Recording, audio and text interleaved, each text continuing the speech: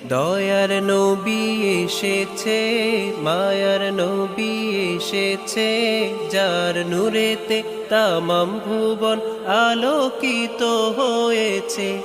আসসালাতু ওয়াসসালামু আলাইকা ইয়া রাসূলাল্লাহ, আসসালাতু ওয়াসসালামু আলাইকা ইয়া হাবিবাল্লাহ, আসসালাতু ওয়াসসালামু আলাইকা ইয়া রাসূলাল্লাহ, আসসালাতু ওয়াসসালামু আলাইকা ইয়া হাবিবাল্লাহ।